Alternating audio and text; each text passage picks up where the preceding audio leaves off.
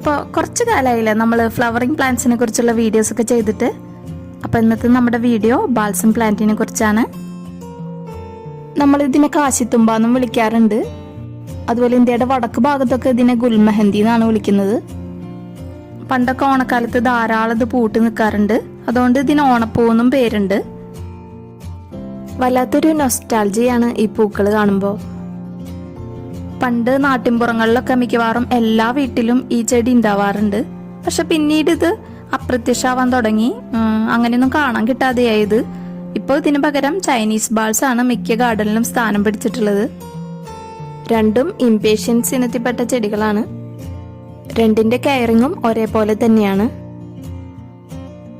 കാശിത്തുമ്പയുടെ caring എന്ന് പറഞ്ഞാൽ വളരെ സിമ്പിളാണ്.